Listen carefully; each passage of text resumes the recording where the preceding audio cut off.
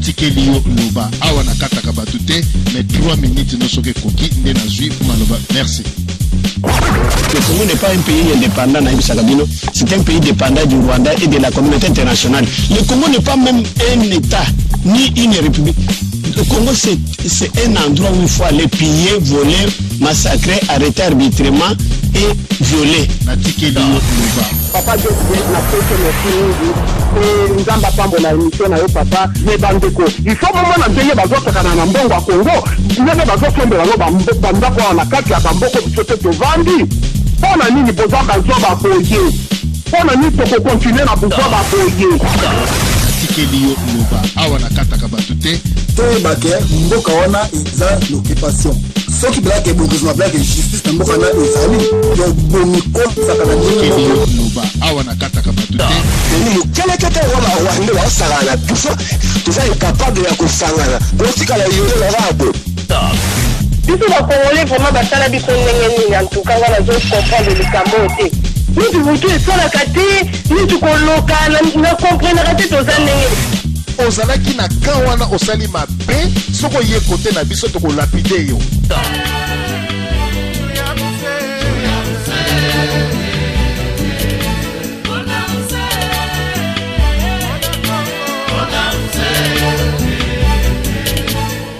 batata bamama bilenge botombola mandoki e po tokende tumba mpe tokunda mpona ekolo na biso Congo.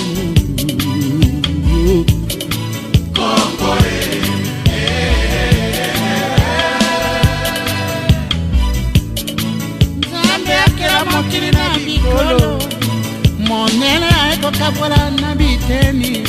Merci papa na biso mayamba kuna na régie. Sans plus tarder tokei direct na kozwa vraiment tango mingi te pamba te makambo otolobaki wana esi eleki sujet na biso ya mpoko malelo eza obe mokuse ezali sujet moko de réflexion na mokili tozalaka na batendance mibale kote mosusu balobi moi to butu kote mosusu balobi nzambe to satana na politique tozalaka na batendance mibale gauche côté gauche na côté droite motuna na ngai ezali epai ya bandeko na ngai bakongolais yete bandeko na nazoyeba na ngai lisusu te yete nani omoni ke sujet na biso ya lelo ezaka mokuse eza biloko tobetaka tobandela yango bolobaka ni la répétition est la mère de nini donc to répétaka yango kaka du jour au jour mbula te moi makasi mbula te sikoyo bandeko na ngai moi te mbula te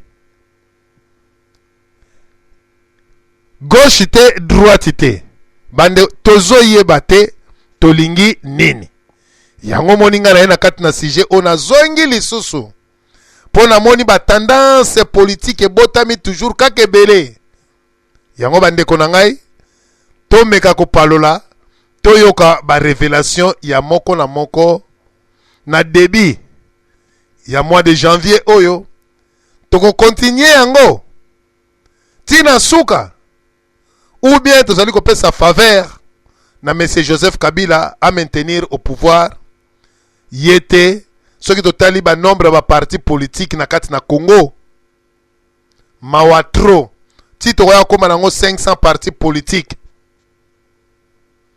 tokoya koma 500 partis politiques mais bit ya parti po ya ba 500 partis politiques wana ezali nini yete nani pe toyebi te. Voilà situation oyo biso tokomi na yango na kati na diaspora. Na kati na diaspora, les mêmes situations wana ba Congolais pe. groupe boye, groupe boye, groupe boye, groupe boye, groupe eza ko se multiplier. Tout ce cannabis so bato ya Kinshasa te ke bazalaki na front des citoyens, front des démocrates, au G7, au eloko boye, awa pe na poto kaka la même chose parmi les combattants. Ba parti politique est belé, ba groupuscule est belé. Alors tout ça, bit nango ezali nini? Est-ce que tozali ko avancer ou bien tozali ko reculer? Alors bandeko, tokota na sujet oyo na pesi, muto akota na biloko o na lobaki te, sujet o na pesi.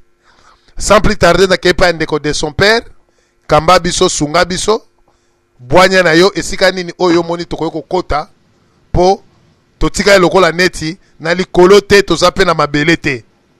Esika nini tokoyoko zala na yebite. Na pesi yo maloba, merci. Merci monsieur DSV. Na pesi banya sombo te balanda biso. En tout cas merci na gratitude, s'il faut que je l'appelle, reconnaissance na yo pour le petit apport on apporte à la radio Lisolo. En tout cas vraiment ça me va droit au cœur. En tout cas merci beaucoup. Alors monsieur DSV, gauche était, droite était, tolingi nini. Donc na évité vraiment place na ko angle na ko aborder. Mais sur le tali na ba événement, parce que tu as souligné quelque chose de très bon. Kalaming était dans Congo Tokoma na 500 partis politiques. Pour le moment, officiellement, tous en 477 partis politiques. Ou bien, officiellement. nakobakisa moi moke po efongola bino. Ce qui y était. Ou bien, tu adopté esprit à Nemwandantemi. Ou ya lobi que donc na Congo chaque province et comme ba république mutu na mutu ba s'occuper na ba province na bango comme république pour makambo o esi la na yebite. Donc to meka ko développer na lolenge wana. Merci. Merci. Alors au baxé le mora bien pour nanga ko tulwa mutulwa mwandanse miwana avec tout le respect dans ala on a ba depth na e donc na ko déshabiller politiquement et puis na zo ba tche na forêt mo wa vanda. Donc ya ko ba kutu ma politique te parce que cette thèse ya koloba ke ba to ba démembrer ba démanteler Congo mutlomta ko manako na ye, ça ne fera pas de nous une force quoi. Donc monsieur DSV, à l'allure où vont les choses, nous risquons et nous échapperons toujours risquer de perdre makambo belé. À l'allure où vont les choses, sur Otali les activités politiques où salamine bah 3 derniers mois ou 4 derniers mois pour les connaître comment est-ce que bah front bah groupuscule il y a plateforme se poser monsieur DSV prédiction nango résultat nango est vraiment macabre. Monsieur DSV, est-ce qu'on a besoin de toutes ces plateformes pour bouter Kabila? Et c'est là où tu comprendras l'égoïsme du politicien congolais. Il ne travaille pas pour le Congo. D'abord, il était politicien, non, ça travaillera pour la carrière politique. Non, il faut qu'il en fasse un moyen de subsistance. Il a collé sa famille, il a créé fortune. Mais dans notre temps, dans notre cas de figure pour le Congo, il faut d'abord qu'il y ait un certain amour, un minimum d'amour pour le Congo. Et c'est là où ça nous échappe. Et ça ne parle pas particulièrement moi, les politiciens congolais, ils ont échappé bango. Est-ce qu'on a besoin de ces fronts partis de chrétiens, machin, pour avancer les choses pour le Congo? Est-ce qu'on a besoin, il y a ma plateforme et tous ces partis politiques qui naissent juste avant les élections pour faire face au Nanina Congo? Là, on voit encore Senko qui dit, bon, ce dialogue-là, ils ont encore un chemin meilleur pour le dialogue. Monsieur DSV, c'est là où tu comprendras que on est loin. Monsieur DSV, appelle moi qu'on a payé Maloba pour la paix, ça va te Maloba parce qu'il a fallu répondre à l'appel au merci. Merci. Nalandi, na kei na lomba on pas ende konanga dog life na pesi Maloba, ce que vous allez merci. ndeko dog life soko zali otomboli maloba kuna soki ndeko azali wana te na kei na lombangu epa ya ndeko tex na pesi maloba nayebi te soki ndeko nanga tex ozali kolanda ou bien merci ndeko tex très bien très bien ndeko tozali kolanda oui nazo banalandi sujet na yo ezali pena bien nasepeli nango napesi d'abord bandeko nyonso tumbote bon bozebaki série mo na radio lisolo tobandolobela eloko ya kibongai. Donc là je fais allusion na même erreur oyo Mobutu asalaka. Oui, Mobutu avant kufa loba nini après moi c'est quoi ils a déluge les autres landa binot. Donc l'égoïsme na ba politicien congolais kibongai. Donc de son père a lobby que les politiciens congolais basalaka pour na bango moko d'abord. La raison pour mutu oya salaka pour l'intérêt du peuple. Bien sûr que là où vous travaillez, hein, place congolais là. D'abord intérêt à peuple. Donc mutu nyonso aza assoiffé a joie peine naie. Mutu nyonso azolinga a diriger. Donc ibongai ekoti. Bon, là ndeko moko bi era kota je pense avant-hier avant alobake non ba politicien congolais baza immature quelque chose comme ça finira ki bango. Parfois ce ndeko bazo ba langage bongo, baza na raison. On a nini? On ne peut pas se rassembler bino ba tete ya minene otoyebi pour l'intérêt Congo. Soki ngai nazate donc événement wana to place wana ezali basumi yango corrompu bambongo. Mais moi je ne comprends pas comment tu complexer la bambongo synonyme mwana yako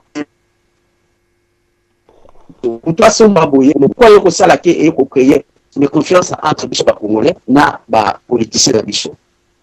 Ce côté les mêmes erreurs oyo Mobutu sala yango pe continuer na ba parti politique na biso na ba vie na biso. Ba vie na biso faut ba yoka soni soki biso oyo batu toza ba politicien te to kanaka te to sala politique to komi ko quitter makambo politique. Là ils doivent comprendre que ba échouer. Au lieu de critiquer ça ba politique anzela boyebi politique te bomoli il faut oyo kasoni puisque bana oyo bazana banzela na bango mususu ba mususu baza ba coordonnier ba mususu baza ba pousse-pousser ba mususu baza ba ménagère ba mususu bazali donc toutes sortes ya biloko boko yuko pesa biso ba qualification boko pesa biso mais to komi ko kabola na biso en deux to ya ko secourir bino ba vie oyo to monake boyebi politique.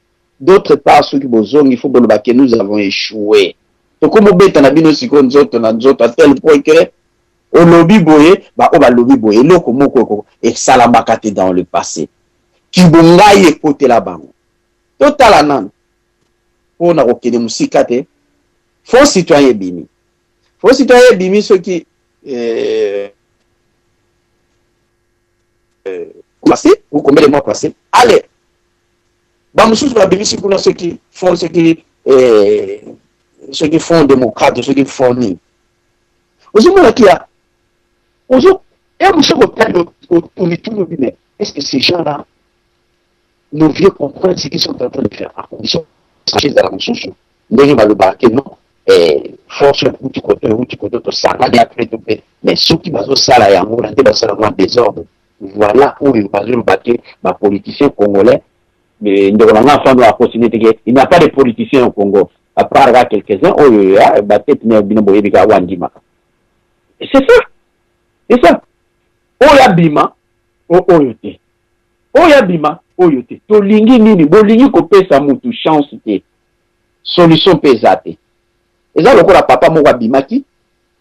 Ok, nous avons le kolia.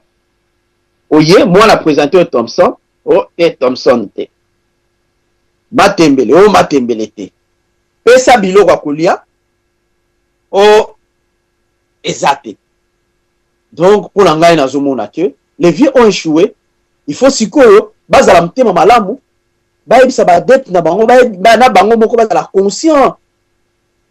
Batika nouvelle génération ezo akobunda batu ba politique te ba s'en sortir. Ezande na lingala balobake ngana sa makambo na effort perso. Donc il faut ramututer na scène effort perso na réussir. Pour ngai vraiment il faut bayoka soni ba monake lokola ba biso bato kanela raté ça la politique. Donc comme il occuper makambo politique. Donc on a mille surtout échoué. On ne veut pas entendre après lui, après qu'est-ce que je peux dire? Futur. Donc ce qu'on vend du wana, les gens se croient que non.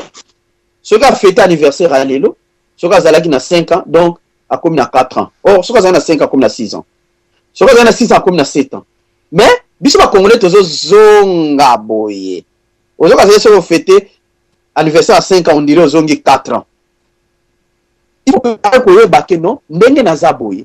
Après 10 ans, na ozala na sens mususu na raisonnement, na ozala na force mususu, il faut déjà na préparaka et avenir na ngai. Tout le monde même na misala to salaka. Ceux qui manager à lingio, azo préparer par exemple les à la rozo sala, manager à lingi azo appliquer boulot côté mususu, abi ana lingandeko des fait penza aza un bon monsieur.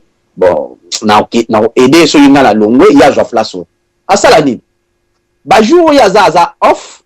Aza par exemple 2 jours absent na boulot yoka bon, des fait couvrir nga à la kisio couvrir. Lobi yango azobela à la kisio couvrir. Jour akoya kopé sa lettre na démission que non, en tout cas na longwe. Plan na ye ezate ayebisa yo ke nazo tchune yo. Mais yo moko ko comprendre que na batom ça ba comprendre que si mutu azate avant to employer mutu mususu ou bien to luka mutu mususu ata to lingi ete et to fac c'est desfe qui remplace parce que desfe mutu ayebi musa wana. Ou bien desfe to kopé ça y est chance ce qui a sali musala bi ajout pour soi. Voilà, mais n'a pas vu la biso na parti politique et là on existe à rater. On croit que ceux qui n'a la kisi DSV place na fongola qui porte aya ko betanga coup d'état ngai sikoyo na ko liate. Eza biloko ba benga ke li gablo na ngai. Et loko on est kota na parti politique, na ba église partout, même dans des églises. Même dans ma groupe oyo bato basalaka boyebi sanga groupe nini ezala ba combattant ezala partout oyo banda ke no ote groupe tozala mokonzi te mais tozo sala mandat après 3 ans il faut to kende élection to voter mususu mo akamba boyebi sanga à part élection liboso groupe nini bazonga sala élection mutu wana ndiki wana anganza mawana anganza et mais maintenant on condamne Kabila. Il faut que nous ayons la différence entre Bisso et Kabila. Quand je dis Bisso, quelle est la différence? Vous partagez des points communs. Et ça, les points communs ont besoin de partager peut-être par ignorance sans le savoir. Vous avez partagé des points communs après mandat. On a un congrès, on a un groupe, on a quitté. Idem pour Kabila. Olingi mutu mususu anganza mawana te ideme pona Kabila. Donc ba point commun est belé mais différence ezaka ake yozoloba ongai naza na côté yo naza na majorité te wana naza na côté aza mais il y a des points communs. Pas de différence avec Mobutu. Ezala yango na débat lobby ya oleka ki lobby ya ndeko mfano wana ndeko chimalanga na lobaki keno omona wapi batu bakende conclave mutu oyo afonda parti na ndenge na lingala babengaka fondao bokende kuna iyo mutu mso cha libaya amoza la fou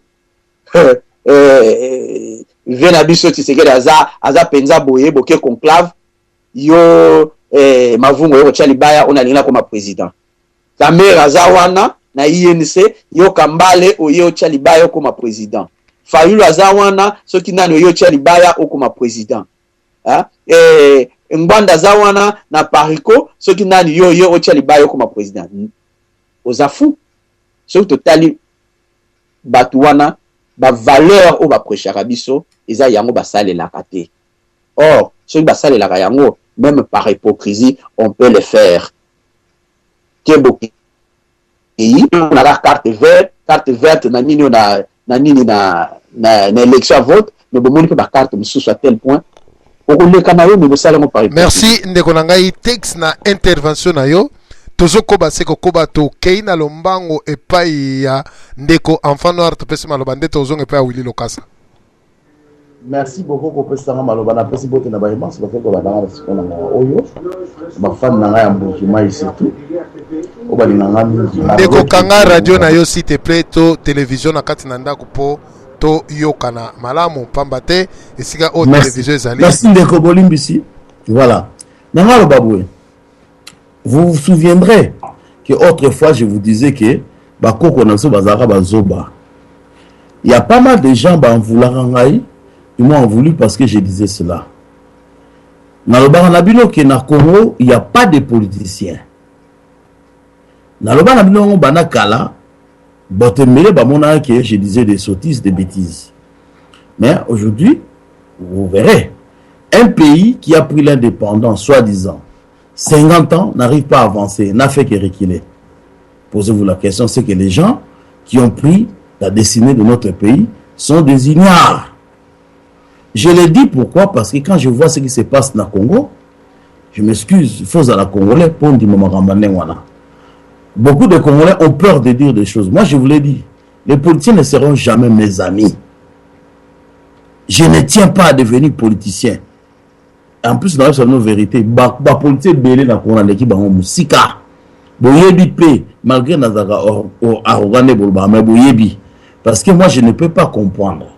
Un pays comme le Congo, qui a 81 millions d'habitants aujourd'hui, s'efface en fait en délire par un pays qui a 15 millions d'habitants. Ce qui vous plaît, si Congolais, mon fourchette pour envahir Rwanda, on n'arrive pas. Et vous avez un pays, une personne, après avoir vécu la dictature de Mobutu, et chose étonnante, nous venons encore vivre la dictature de Kabila. Et vous verrez des gens qui passent à la télévision, qui disent que le pays est bien gouverné. Pourquoi? Parce que lui, il trouve sa part. Vous avez des gens qui ont été autrefois à la diaspora. Autrefois, ils étaient des diasporas, ils étaient en Europe, à l'étranger. Ils ont vu comment les choses fonctionnent ici. Parachutés là-bas, ils ont perdu toutes les valeurs. Ils n'ont plus de repères.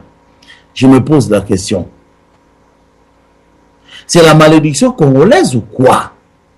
Et vous verrez des gens, quand vous parlez de la politique du Congo, automatiquement, il vient, oh, yozalara congolais. Mon cher, et puis il y a eu le problème. Est-ce que tout ce qui se fait au Congo, c'est les Congolais, la technologie que nous profitons au Congo, est-ce que c'est les Congolais qui l'ont inventé? Non. Et cela ne permet pas aux Congolais d'avancer. Oui, ça permet de l'avancer. C'est ça. Nos discours de Congolais finissent par, nous avons un syndrome de coterie, c'est-à-dire l'appartenance. Vous en avez très bien. Au Congo, on a un syndrome d'appartenance, c'est-à-dire, ngai na monana on na Congo basali appel d'offres CV. Ba Congolais belé ba bossa la CVT. Pourquoi?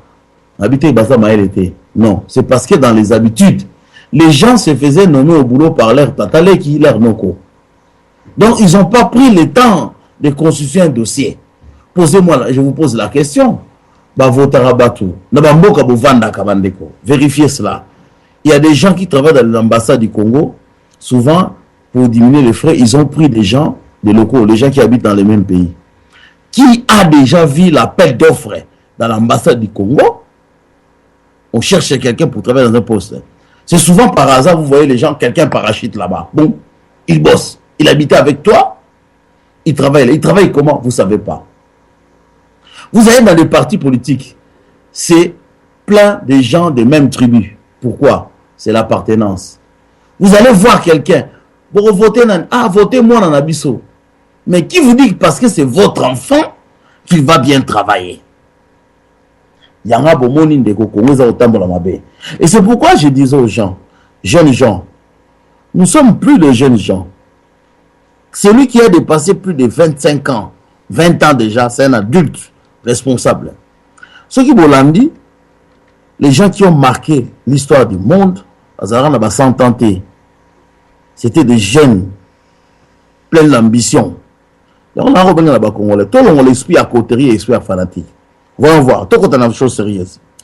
Pour eux qui dynamique de l'opposition, Front citoyen, le Front démocrate, ça c'est quoi ça? Ce n'est pas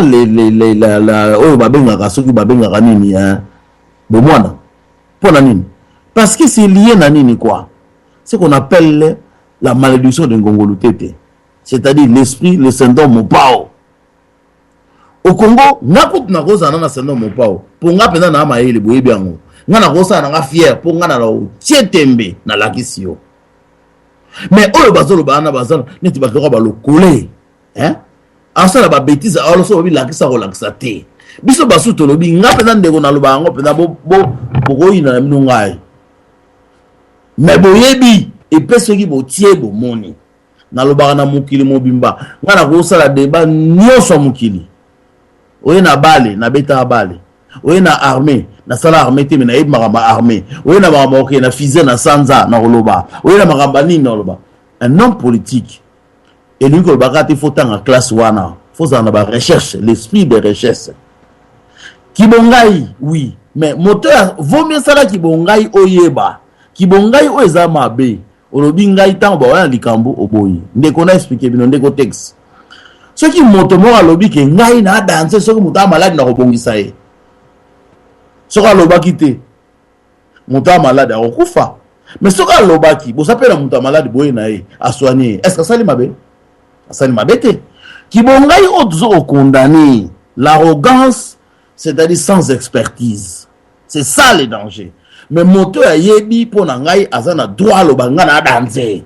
Pour ngana loba Maradona loba so lobi ka l'équipe so na balé. Nous avons le arrogant. Voyez bien, mais bongai otozali koboya, les gens qui prétendent connaître des choses alors qu'ils connaissent rien. Vous avez à la tête du pays, Mawatro, quand vous descendez, le Bukumuku, les vieux papas qui pensent que à 20 ans, ils n'ont pas pu avoir le pouvoir, à 100 ans, ils disent qu'ils vont avoir le pouvoir du Congo. Mais il faut être celui qu'on n'est pas, celui que je ne serai jamais, pour prétendre cela. Et vous voyez des gens qui continuent à le soutenir. Certains ont fait des discours, même sur les lits de l'hôpital. Mais quelle idiotie, quelle connerie. Pourquoi cela? Parce que tout ça dans syndrome, il y a la malédiction de Ngongolo Tete. Il est temps de Konangaï. Nous devons changer cette classe politique. Parce que Makambo sur le Congo, c'est notre vie qui est hypothéquée. Yonanga tout ça, responsable sur tout ça de l'autre. Parce que même si vous avez batata, ils vont me poser la question. Moi, ma fille, elle a 13 ans. Maintenant, elle vient de fêter 14 ans. Elle a fait des affiches. Elle a fait un discours à l'école pour expliquer la situation du Congo. On me convoque à l'école. On me dit, mais comment votre fille a su tout cela? Parce qu'elle suit. Ndeko. Ce qui n'a pas au moins il y a un problème. Donc, il n'est pas encore trop tard. Il n'est pas encore trop tard. Nous pouvons faire quelque chose. Mais cela implique quoi? Ndeko, ça n'a ndeko na Congo. Ça la politique on a interpellé. Ndeko le collé, yo soro liaka. Des heures sur internet. Mais soutenir n'importe quoi, ça fait mal au cœur parce que bateau baza au kufa et a passé. Donc, celui qui voit ce qui se passe au Congo, il ne fait rien. Il est coupable. Je dis même, il n'est même pas responsable, mais il est coupable. Merci ndeko nangai enfant noir na intervention na eto kimi mbango epa ndeko Willy Lokasa nde tokozonga epa ndeko Dog. Oui, allô, bonsoir DSV. Oui. Bon, bonsoir na bandeko nyoso ya Radio Lisolo au bazar Olanda biso na poko ya lelo. D'emblée na ko essayer un peu de prendre le problème na forme mosusu. Parce que bande konyo so balobi liboso nangai baza na raison ba aborder problème yango na forme na ndeng ya bango. Moi je vais essayer à aborder un peu na forme mususu. Je dirais que système ya autoflagellation na linga yango mingite ndenge na yokaki na jingle na yo chaki wana biso ba congolais toza mayele te biso ba congolais ba loka biso Bisoba Congolais, Boye, tout ça. Non, je pense qu'il ne s'agit pas seulement des Congolais. Il suffit tout simplement, il y a Tala tout autour, il y a Congo, il y a Komona, ou bien en dehors il y a Congo, et au monde en dengue mokileza au Tambola, pour comprendre que l'interdépendance au Yezana Katia Mokili, et ça là qui est Congo et là en dehors, il y a Mokilité, mais Congo fait partie à Mokili. Ce qui fait que la décision Oyo et Zomaka na Congo et c'est répercuté en dehors il y a Congo. La décision Oyo Zomaka Libanda et concerne rappé Congo. Donc autoflagellation na lingaka yango mingité. Bon. Et puis il n'y a pas de situation figée, hein. Le monde avance. Toza Komona actuellement tension entre l'Arabie Saoudite et l'Iran. Toza Komona que le monde n'est pas un long fleuve tranquille, c'est-à-dire que l'alliance qui figée dans le temps, en l'occurrence alliance Oyo qui scellée entre la famille Saoud, l'Arabie Saoudite, les Américains. Comment est-ce que l'alliance wana ezali tendre vers la fin et tout ça mona agressivité oyo les autorités à Riyad en Arabie Saoudite bazanango lelo parce que ils savent que bazali ko perdre position na bango na région wana au profit ya Iran. Par là la ina loba tout simplement que problème il y a Congo ezali na kati ya configuration moko géostratégique. Hier tomonaka yango Mobutu azaki considéré lokola pilier contre la guerre froide, basoutenaki ye contre d'autres pays africains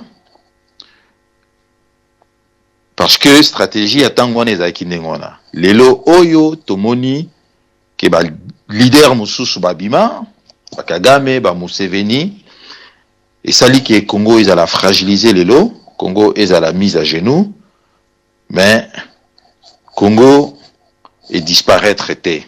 Congo est allé encore na bana ya Congo oyo bazali ko débattre pona koluka ba voies et moyens ya retrouver ba solution pona mboka na ngo bana ya Congo oyo bazali libanda ya Congo oyo mitema na bango esenyaka butuna moi pona mboka wana Congo. Ba politicien na biso question na yo de solobi ba yela bino oyo bolingite oyo bolingite.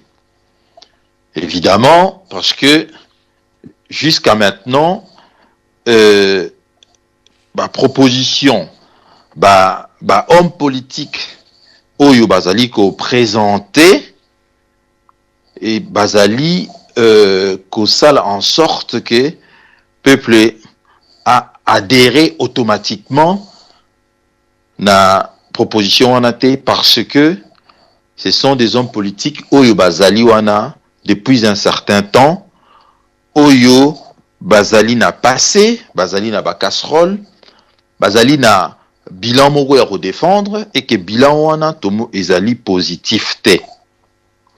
Je commencerai d'abord na batu ya G7 par exemple. N'en déplaise à quelques personnes au bazolanda biso pour na poko ya lelo ba débat et les kaki na lobaki yango que batu ya G7 bazali légitime te. Comment voulez-vous décever? À l'époque, j'étais encore un jeune étudiant. Nous étions, moi et Kervin Maïzo, de jeunes étudiants passionnés de la politique au Congo. On découvrait Vieux Mwando Simba. Je ne sais pas si vous connaissez ce vieux-là Mwando Simba. Il fait partie à G7. Vieux-wana azalaki na obazarobenga l'opposition radicale. L'union sacrée de l'opposition radicale. Ozaï ko regroupé Tshisekedi, Mbwakem, Kibasa Maliba, Mwando Simba et tant d'autres, pour ne pas les citer. Un jour, lors d'une manifestation, le militaire ont tiré sur le manifestant, il y a eu de morts, il y a eu de baisses. Je n'ai jamais oublié ces discours.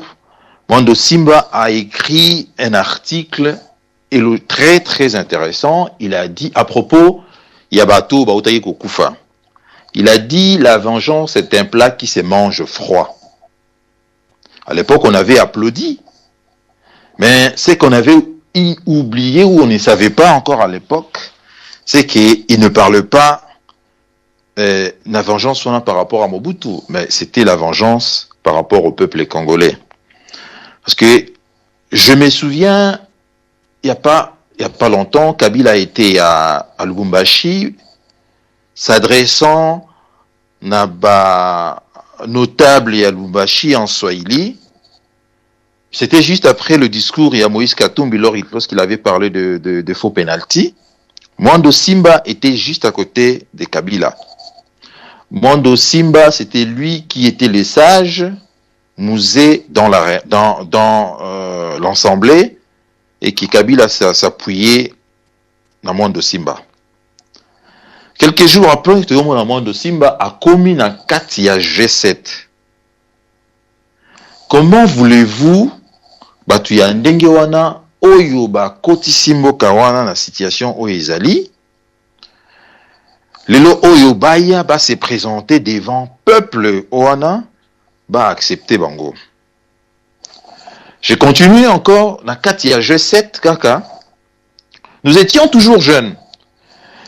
Lutundula Apala oyo azali lelo membre ya G7, il revenait de l'Europe à participer à la conférence nationale souveraine. Nous avons donc découvert qui un jeune intelligent, éloquent, qui s'exprimait très bien, qui avait vraiment des idées, tout ça là qui vraiment derrière y n'andenge te découvrir à l'époque Mendo Malanga à Poto. Nous ne savions pas que les lobatoana va se transformer dans un monstre au bakomi lelo. On vient à un monstre parce que ce sont des gens qui ont plongé ces pays dans Sika Oyo, Izali Lelo. Ce sont des élites. Congo Izali pourri vraiment la élite nango. Donc continuez les sous en dehors il y a le Tundula, Tozu Olivier Kamitato. D'aucuns savent comment est-ce que Olivier Kamitato a se retrouvé dans le gouvernement. Il y a Kabila par la trahison, pardon. Il y a Mouninga Naye, où il y a d'aller croupir jusqu'aujourd'hui, na kati ya prison. Alors, si on a vu qu'un exemple, Tokomona eke, le Congo a un vrai problème, il y a ba élite nango. Ce qui fait que l'obin de Konabiso a Yelagibiso na débat, nous présenter Martin Fayoulou, mais les gens comme nous, ce n'est pas que nous sommes contre Martin Fayoulou. Pas du tout. Mais nous demandons est-ce que vraiment vraiment coup de balai quoi. Nous voulons que classe politique Yambo Canabiso est à la reconstituer des fonds en comble. Classe politique Yambo Canabiso vraiment est à la renouveler. Bah tête yasika et ya par là je veux dire que oyo bazali na diaspora oyo bazali eko se présenter que bazali capable biso toko pona bango to pousser bango de l'avant de telle sorte que ba représenter biso. Ce n'est pas encore trop tard, mais est-il que la situation ya Congo faut tika l'autoflagellation parce que eko amener biso na eloko mon côté. Mais espoir ezali parce que ndenge nazali ko mona ndenge na oti ko loba awa situation moko etikalaka figé ezalité. L'évolution politique, l'évolution géostratégique dans le monde et salarake ba alliance ou ezalaki ko sala anske et di ba politique etambola lelo lobby ba ko reconsidérer yango. C'est la raison pour laquelle tous ko mona lelo oyo Basi Makambu ezali ko bouger. Il nous appartient, nous, le fils de ces pays-là, tous la responsabilité na biso entre nos deux mains, de telle sorte que total rakaka, bah papa wanate, Mwando Simba, qui a déjà un âge, qui est en retraite, mais il veut toujours Yakozala Wana, je ne sais pas pourquoi, parce qu'il y a un temps pour tout. Je pense que ce monsieur a fait son temps et qu'il a échoué. Il y a qui Zakaka Yete, Bazali Ebele, Oyo Bazali na Kati, il y a monde politique nabiso. Na okende na butu lokola o na mona azali très intelligent, il faut l'avouer, Vital Kamerhe. Mais on ne peut pas faire la politique contre les habitants ou le peuple de ces pays. On fait la politique pour changer la situation, il y a la population en Bokawana. Mais Vital Kamerhe azali na ba casserole oyo biso to reprochaka ye oyo biso bana ya diaspora tolingaka à éclaircir biso ba point. Je sais que en touchant Vital Kamerhe na kosala ndeko na ngai Rémi Luvumbu plaisir te, mais ils ont un débat, ce n'est pas un débat de personne, tous autres ba débat ya ba idée, il y a un et ça là en sorte que tout se retrouver tous les soirs na radio Lisolo. Ba débat ya personne ndenge ndeko na ngai de son père à Lobaki Lobby, les gens le gens intelligents bah discutera ba débat ya personne te, ce ne sont que des gens faibles bah on dit bah parlera bah personne. Mais nous souhaitons est-ce que bah débat na biso na radio Lisolo et ça ba débat moko intelligent de telle sorte que bah tout oyo bah auditeur au balandara biso tant yoki radio à quoi retirer quand même quelque chose. Même si nous n'avons pas le monopole, il y a intelligence ou nous n'avons pas la science infuse. Donc espoir est là, tout désespéré, mais les hommes politiques Yambo Kanabiso certes ils ont échoué parce que le pays est en asike ezali lelo parce que ils n'ont pas su voir très loin, ils n'ont pas su anticiper nandenge ba donner nyo soaranango. C'est la raison pour laquelle il m'arrive régulièrement de temps en temps de dire que c'est bien beau les discours de M. Honoré Ngwanda. Je suis pas contre son combat. Et d'ailleurs, j'ai lu tous ses livres, dans un livre en aïnion sur la bibliothèque n'angai. Mais de l'autre côté, la raison exige un aïna lobake. M. Honoré Ngwanda, à sa part, il y a responsabilité. Moi, étant un jeune étudiant à l'époque, je me souviens de la façon dont M. Honoré Ngwanda azalaki ko s'attaquer na biso, en l'occurrence des étudiants de l'époque, et je me souviens aussi de la façon dont M. Honoré Ngwanda azalaki ko s'adressait na peuple congolais de l'époque. Et j'ai dit encore que, sachant très bien la situation de l'Est, il pouvait quand même anticiper de faire en sorte que Bakoka Kosa la relève Moroya bien et Zanambo Kawana, je pense que Rwandais Balengaki Bakote la biso Nakati Yamboka Tenenge Bakoti Lelo. Mais tout désespéré, peuple congolais, tous a toujours on a espoir que situation on a d'engécouter comme il est là, c'est parce que les enfants de ce pays ici dans la diaspora, partout dans la diaspora. Merci Ndekonangai Willy Lokasa, mais po na kosukisa mwa moke na sujet oyo ndenge yo koti motuna nanga na kotuna bandeko nyonso baza kolanda oyo bayebi yo oyelaki biso Fredy Matungulu awa me na munoko na yo na makambo oyo tozali koloba nani mutu boye na moni otangi lisusu komba Fredy Matungulu te oyo oyelaki biso peut-être d'autre part oyelaki biso pour faire plaisir na yo moko kaka, mais lelo oyo Fredy Matungulu akimi na munoko na yo o bandai ko apprécier ye abungi eloko nini leki wana na se o pe biso toyebi te ndenge tozali koloba oyo te. Moi je m'attendais que yo koyela biso candidat soit mutu na yo un homme valable ndenge yo bandaki koloba à l'époque na 2015 Fredy Matungulu opesaki biso opusaki ba argument na yo, mais pour le moment tozali koloba oyo te na banza ikuto koloba Freddy ata matungulu mais olobi yango te. D'autre part yebisa biso pourquoi olobi yango te ou bien oyaki kokosa ba peuple congolais na kati na radio na pesi yo maloba. Merci DSV na gravité ya question na yo. Lobby toyambaki ndeko Chimbalanga elaki biso candidat na ye, en l'occurrence Martin Fayulu. Certains d'entre nous na toyokaki balobaki ke il faut qu'on arrête de soutenir de personnes. Il est temps que toya Pasou balobaki hein que toza lisusu bana mikete. Arrêtons de soutenir ma personne. Oui, c'est vrai que j'étais parmi les premiers na Radio Lisolo, Oyo, na Yaki na Lisolo, il y a professeur Freddy Matungulu.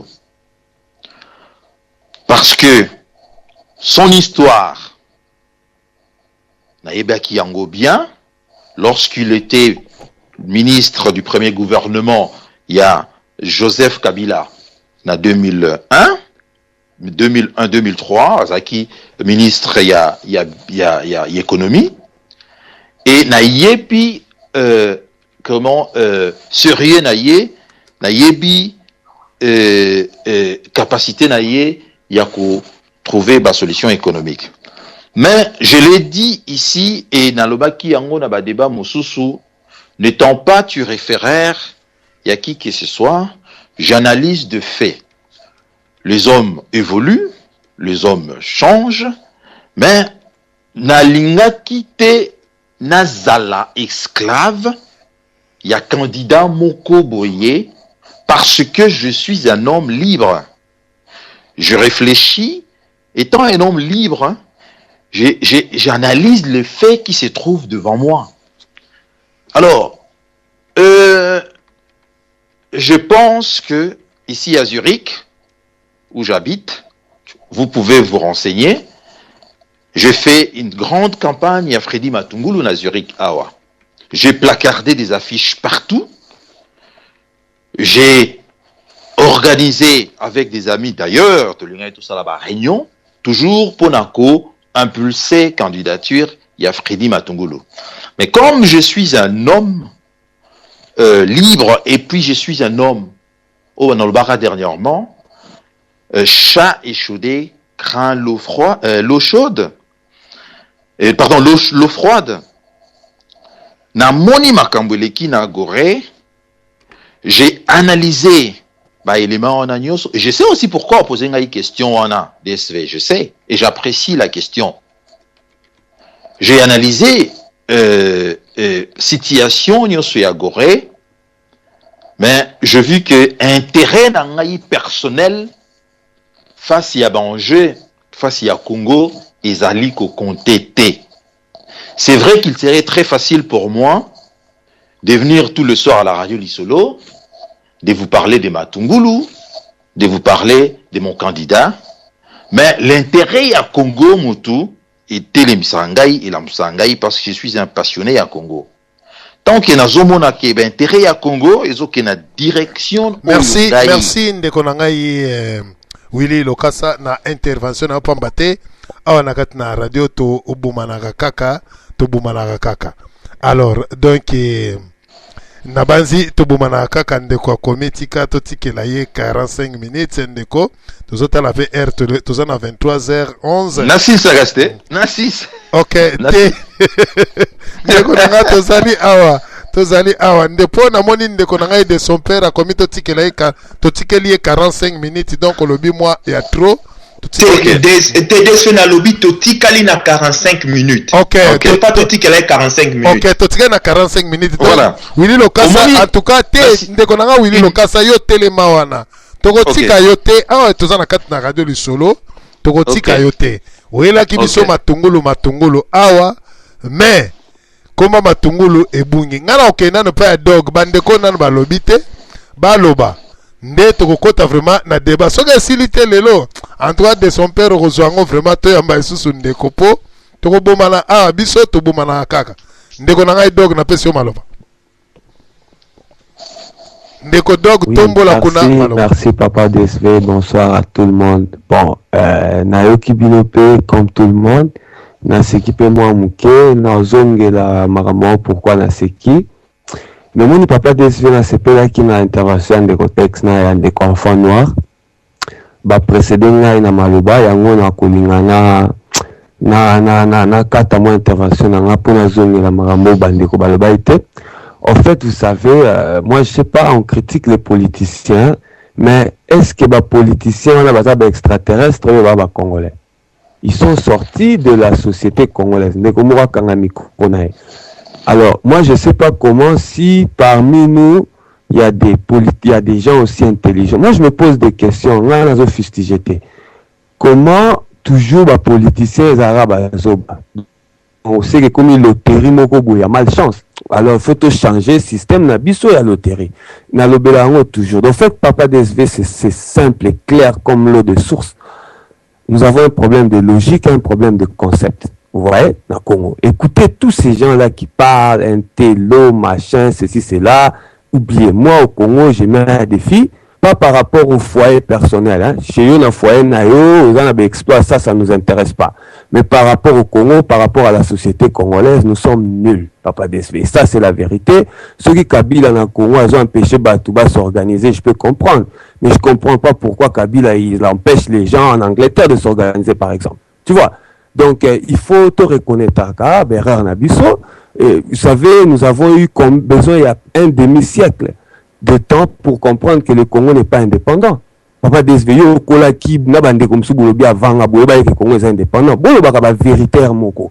nous avons ici, vous voyez même quand on aborde le problème du Congo, certaines personnes, la majorité, on Congo comme une république. Or, Congo, c'est un territoire mal administré. C'est pas, non, comment un niveau république, c'est pas parce qu'on dit que c'est ça. Il faut te palper réalité sur le terrain, Papa DSV. Nous avons un problème de concept. Maramo Bele, Maramo nationalité de enfants dans le Bela qui a un lobby, débat avec un soi-disant politicien. Il vient dire non, voilà Martin Fayel ou 100% congolais. Mais nous avons un grand problème de concept, Papa DSV. Batou Bazali, perroquet. Moi, je vous dis cela depuis 5 ans. Bouloba na fingara. Mais na fingara, c'est une vérité, j'essaie de vous réveiller. Les gens, ils parlent des choses qu'ils n'ont pas maîtrisées. Vraiment, il faut instaurer un cours de logique, un cours de concept. Il faut comprendre. Quand il dit république, il faut tout pas comme un tchakou, parce qu'il y a 1 million, des milliards de fois. Il y a comme république. On est allé qui charabia. Et ça nous tue. Vous voyez, Papa, on peut ça sur exemple, au moins, sur place, on a la difficulté. Candidat, leader, chef, to idole. Hein, parce qu'on parle des fanatiques, parce qu'ils ont un idole, mon. Donc, tout un problème. Ah, tu as voté dans leader, Aza candidat na yo ou bien leader na yo. Nous avons un problème de concept, Papa DSV. Yango moni, Congo ezali occupé. Congo ezali occupé. Il faut te libérer Congo. Te libérer Congo par Mindele, par Kabila, par Rwandais. Nous avons un problème de concept, Papa DSV. Moi, je vous mets à défi. Ce Congolais, Maël Azali, Bobi Mselanga, il a posé quelques questions simples. Vous allez voir. Je vous dis la vérité. Quelques questions simples. Et je vous dis, ça m'a foyer na yo, ça m'a na foyer na yo, on ça nous regarde pas. Toujours banamamba Congo. Vous voyez? Et s'il y a quelques exceptions, moi ça ne m'intéresse pas parce que nous avons parlé du Congolais à grande échelle. Congolais tout le monde à chaque jour. Tu vois? Donc la majorité représentative, comme on le dit. Vous voyez? Donc nous avons un grand problème, Papa DSV. Quand vous voyez les lots, par exemple, ceux qui font démocrate, ceux qui les France qui nous c'est quoi Jet 7 quelque chose comme ça. Apparemment dénominateur commun là-bas ils allaient régionalisme. Ouais, parce que ils se sont regroupés en des personnes selon la région et ça tape à l'œil. Ils ont monana mais sur autorité yango on a vu que nous avons un problème de concept et likamotuna qui a moins d'antenne. Ceux qui a Marambaloubaki, moi je l'ai dit il y a 5 ans. À cette époque, on m'a insulté Ebaki, moi je vous ai posé la question. Et si cela serait la solution pour la paix au Congo? Que bato mosusu bazwa autonomie na bango. Bon, ça dépend. On va y décider si la question se pose de façon sérieuse. Mais ezali question débat. Papa des parce que le Congo est un mboka bakoko tende bato baloba ezaki d'abord il y a Léopold II, après Komaki il y a ba Belge et puis le komi il y a bakoko. Mais il faut se poser des questions. Il y a des gens qui se sont battus pour l'indépendance du Congo oyote alelo. Ces gens-là ils sont morts pour rien. Bobenga wa martyr bakufela ki binote bakufela ki ba congolais oyo ya Bwania. Et c'est ça le problème parce qu'il y en a pas aujourd'hui papa DSV. Donc il faut, je vous dis, qu'on parle des concepts. Il y a un moment où Tozo Koka, Kopona Masmo, candidat, tout ça. J'ai fait campagne pour lui en 2011 ici, Bafiche Zali. Est-ce que nous avons le bâti de Tshisekedi par notre système? Est-ce que nous avons le bâti de la franc-maçon? Pour les venir, Martin Fayil, je l'ai dit, sans gêne. Est-ce que dans le baraté qu'il a travaillé pour le Rockefeller? Donc, à un certain moment, il faut être réaliste. Sortir de tes émotions parce que ça ne regarde personne, papa DSV, quand on parle du Congo. Et c'est ça le truc qui a priorité. Manque à logique. Congo, Europe, c'est bon. Ndeko, Tobanda, place, Boué, mais enfant, dans le baraté, Botonganda, Koleba, Tonga, toilette, tout ça, Babando, Tonga, Bango, toi. C'est ça la logique du Congolais. La logique congolaise se fait une non-logique. Vous voyez? Yango tozo ebate to lingi nini tokomi na moment moko boye te sobe kabila tikala nae parce qu'il y a d'autres personnes qui manipulent. Il y a des grands poissons comme Ngwanda par exemple, on appelle cet exemple parce qu'on a cité son nom. C'est un manipulateur. Est-ce que Ngwanda le so kabila ki pena Ngwanda na Congo ça bienvenue. Tout ça sérieux. Soyons sérieux.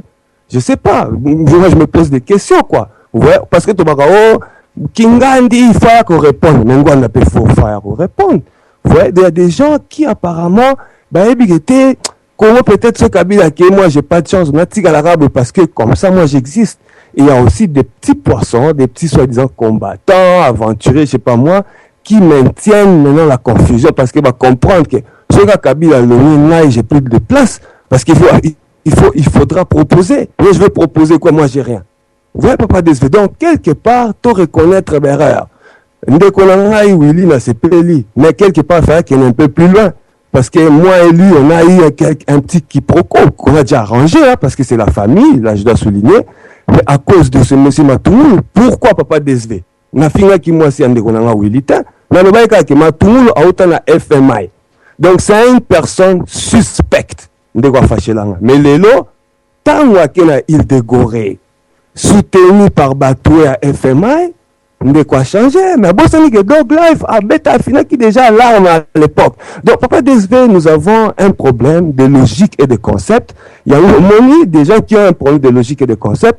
Ils ne peuvent pas choisir la bonne chose au bon moment. Ils vont toujours prendre l'élément où il fallait bazoiter. Et sauf ceux qui ont allé loterie, tout esprit mon connu dans le sarabine messianique, que voilà, miracle et salement. Mais moi, comme je suis un scientifique, j'y crois pas à cette théorie miraculeuse. Donc, tout mes carotiens logique liboso, tout comprendre le concept. Et je crois que papa DSV, nous allons toujours force ya banini ezali buso banabiso, mais ceux qui te comprennent le concept, au moins que force ya banini et bando diminuer, muke na zonksi maloba. Merci. Merci. Nakei ilombango pende ko shindano na pesi maloba. DSV Sotenga. Nabanzi ndeko nangai. OK. Merci à trop pour la parole. Eza Susungai, Shindano Molisho les Républicains, villageois, ya Kisokelo, territoire ya Shabunda, province ya Sud Kivu, combattant radical, kota na sije eloko wana si omesana koloba yango. Changement. Eloko wana si omesana koloba yango si ba yeba yo. Nalingaki awa a partir ya nord ya Scandinavie na pesa mbote na bamama ya Sud Kivu, na yesu ko se rappeler na souffrance ya bamama ya nord Kivu, na bosa nete monyokwami oyo bamama ya province orientale bazo vivre jour pour jour na kati ya République démocratique du Congo. OK, pour na tukuta directement na kati ya sujet nango simple ezalaki parce que bon la plupart tu vas comprendre vraiment jusqu'à l'autre côté un vrai problème il y a Congo et Zouami c'est regrettable problème qui bon na kati ya politique tout ça là eza faux sujet parce que vrai problème lelo eza nini lelo vrai problème eza nini enfin ezaka lelo te mais eza mambo daté ça date de longtemps eza mambo depuis très longtemps. Ancien premier ministre ya République démocratique du Congo, ancien premier ministre, eza une question de personnalité na été mais eza une question de vision aux agues pour la nation yango nde eza le plus important yango nde ezali c'est-à-dire oyo préoccuper peuple leader nini oyo na vision nini pour la nation ya construire pays ya ko sécuriser peuple na ye ozo comprendre neto mona yango pa ancien premier ministre Emery Lumumba ndenge moko Tshisekedi wa Mulumba ki ko reprendre même vision eza sous même vision oyo Mzee Laurent Désiré Kabila ayo ko continuer na même vision ya Patrice Emery Lumumba ancien premier ministre do lelo oyo ko discuter awa na ba radio awa ko discuter avec non problème ya kibongai lelo omodi aventurisme politique lelo oyo c'est-à-dire ça est comme trop na mboka wana ba kombo ils ont changé chaque jour au G7 au ce groupe de citoyens, c'est-à-dire et comme ba aventurisme ya ko sakana te donc ce que ça vrai combattant acquis au changement, c'est-à-dire aux faire partir notre société civile ou comprendre que c'est-à-dire lito tozana ngo ya ko libérer nano, c'est-à-dire occupation na la République démocratique du Congo do tolongola Kabila Kabange na équipe na Mobimba par après et ko peuple congolais ami ponela asala choix na ye ya koluka leader nini oya ko diriger et puis majorité ya peuple congolais basi ba démontrer yango mbala ebele ba congolais baza susu na espoir te baza susu na confiance te na ba politicien ba aventurier ba moins sérieux eza na groupe ya batu wana o baza na Congo wana bakanisaka mboka wana munene wana o na 2,345,000 km² ya superficie bakanisaka mboka wana ezo appartenir toujours na groupe na bango wana na okande ko moka tangi ba komba ba papa wana ya kala wana ba Mwando Simba ba nani ba tonyo sur la génération Mobutu wana bazo continuer ko fonctionner ti lelo ba kengo wadondo omoni groupe batu wana c'est-à-dire bakanisaka république wana c'est-à-dire ezo appartenir kaka pona groupe na bango wana donc régime nyonso ko changer na Congo bango il faut toujours ba occuper la poste ministérielle ozomona c'est-à-dire on a problème eza très grand na mboka wana Congo to risquer na soki un jour to risquer to na guerre civile donc bomana entre ba congolais soki c'est-à-dire boyo kan un jour ezate parce que lelo o toujours la société civile alors nini société civile ils ont représenté peuple alors société civile ils ont une confiance à tamu qui était aventurier et ba politicien wana vous comprenez alors il y a pour la raison pour laquelle surtout libérer république donc une fois pays comme libre na maboko ya occupation toujours vivre lelo ya Kabila Kabange et le peuple congolais c'est-à-dire na écrasante majorité ya peuple congolais to lobelité ba aventurier oyo ba minorité oyo bazolanda mbongo to lobeli peuple congolais na kati ya majorité na ye peuple congolais a se faire choisir leader oyo ko uta wapi oyo uta na kati ya société civile mutu moko oyo za sans tâche c'est-à-dire mutu moko va participer jamais na ba gouvernement participer jamais na gestion quelconque na kati ba mafia ou bien n'importe quoi ozomona mutu wana il faut la mutu moko c'est-à-dire à sa propre clean sans tâche alors il y a biso société civile na kombo ya peuple congolais te proposaka o tozobenga le docteur Denis Mukwege parce que Alexis Vina ye Mobimba ko sala nini ko se soigner ko landela soin ba mama ya République démocratique du Congo ko réparer ba mama na kati ya souffrance o bazo connaître jour pour jour na est ya République démocratique du Congo donc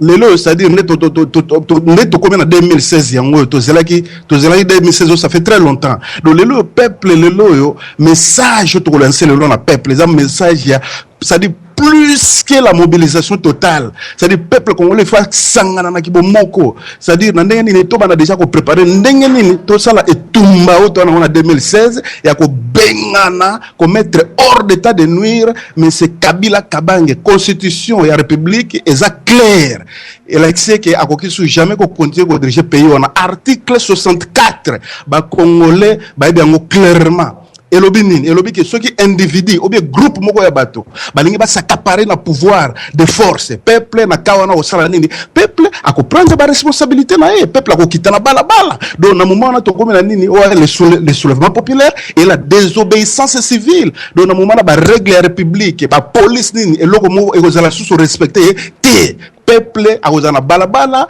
ako marcher tina ndaku wana babenga palais de la nation kokene ko kanga Hippolyte Karambe ko suki sa ndenge ancien président ya Libéria sukaka comme on a Samuel Doku kata mato ko exposer na public donc nde mission oyo ya mobilisation tozana ngona 2016 na 2016 za yangona donc yango nga ngai shindano moli chantage combattant na branche na biso oza toza ebele to ebani donc eloko biso tozo mobiliser peuple o biso to comprendre o kozala vrai sujet il y a débattre dans un moment parce que ceux qui ont côté na individu personnalité en tout cas na Congo wana personnalité moza sauté ce n'est que des aventuriers de batondi kuna donc vraie opposition les lois ya Congo ils ont la diaspora awa malgré que diaspora a une grande partie ebele bazoli ya mbongo ezaka kake parce que tu es en radio tu as la preuve mais la preuve est allée la preuve est allée tu as la preuve est allée mutumu ako contester la preuve azate preuve est allée il y a ba corrompu ba liaka mbongo est allée donc pour na yango to discuter te alors donc bato ba liaka ba mbongo wana ba ke baza ba minorité biso ba acquis au changement ya ba radicaux to ko yoko lutter jusqu'au bout to libérer république une fois que république est libérée na lobaki ndesiko peuple à se choisir nani oya lingali a diriger et puis peuple ça sous la confiance c'était ba congolais na majorité na bango ba lingi so leader fa uta na société civile docteur Denis Mukwege aza candidat valable intègre ana sens république ndeko shindano ngai vraiment tout na 2016 oyo na lingi accusation avec preuve à l'appui yo olobi ozana ba preuve tindelanga ba preuve bien tindela bandeko tozana ba on a ligne ba preuve nango oyo zali na yango po to confirmer parce que to lo bakali susu maloba na mupepete yo lokolo lobi ke ozana ba preuve alors ya batu o baza kolia tindela biso ba preuve wana na ba preuve wana nde to ko confirmer ke na ba preuve wana donc to pesio déjà lelo ezali jour nini tito comme à fin du mois to pesio ti fin du mois il y a janvier yo tinde la biso ba preuve wana oyo yo yebi merci.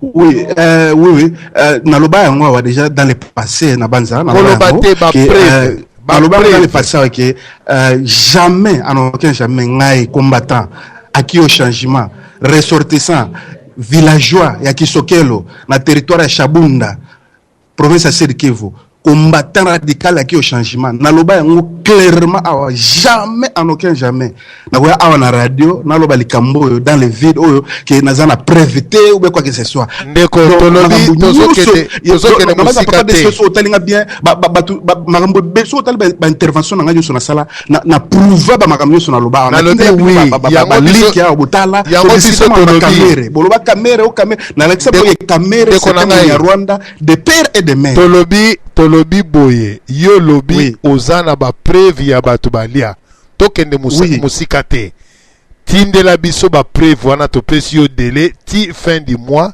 tindela biso yango po ozana yango tolingi lisusu ba accusation gratuite po makambo tolembi to bandiango na 2015 2014 2013 12 11 10 kita nazana ba preuve emona tindela biso yango ndeto confirmer que ba preuve wana.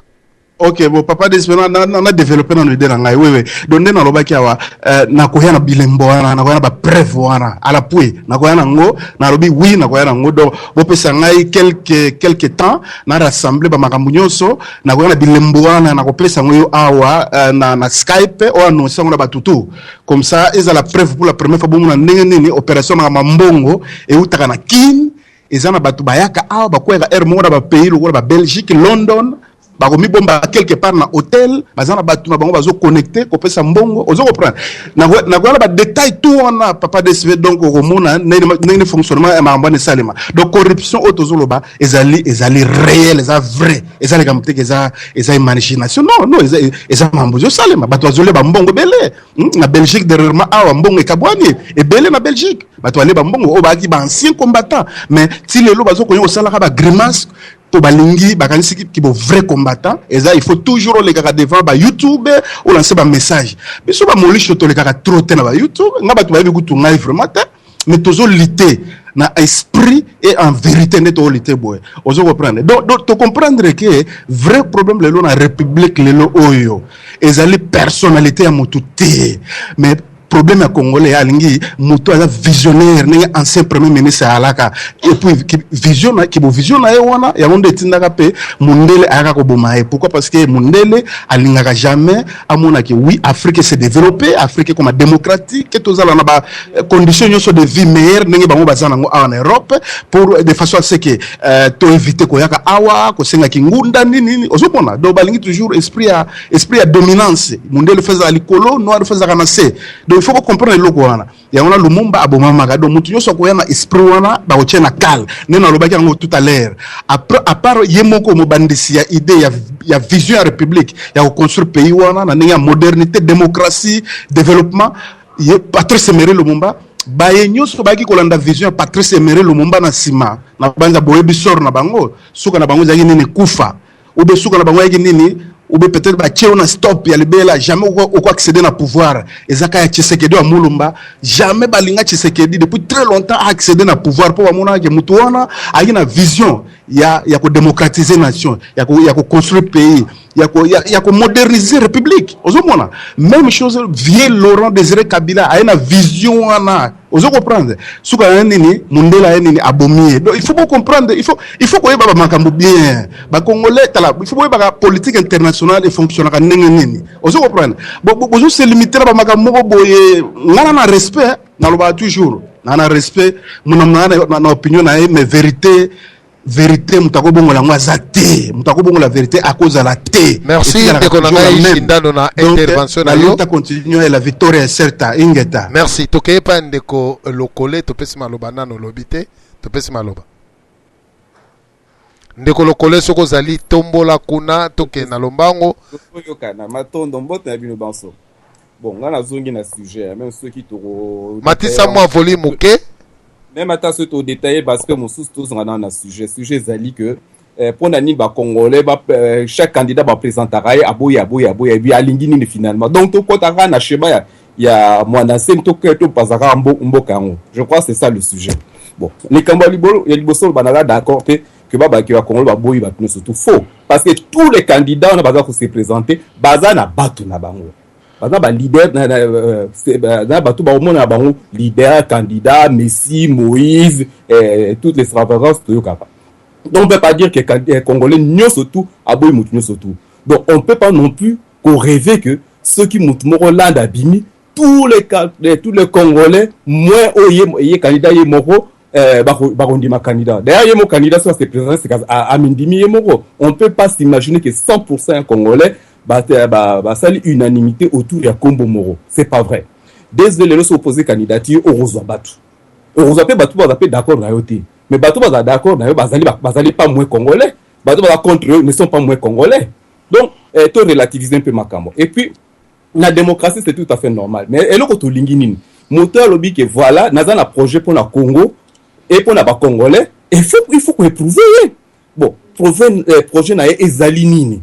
En quoi est-ce que ça peut différer na bande kone moussous au peu baligi Congo et par rapport na bo bazan en place qu'est-ce qu'il apporte de mieux bon gestion na avant qu'il y ait un pouvoir ezali ndenge nini bon passer les aligner il faut le passer au crible bon c'est pas parce qu'on a des médiocres enfin ceux qui disent que ceux qui sont au pouvoir sont des médiocres c'est pas parce qu'on a des gens qu'on croit être médiocres na pouvoir qu'on peut accepter n'importe quelle abomination pour remplacer Bisso non. Et ceux qui prétendent qu'on remplace Bazali, il faut Bazali la meilleure que Bazali en place.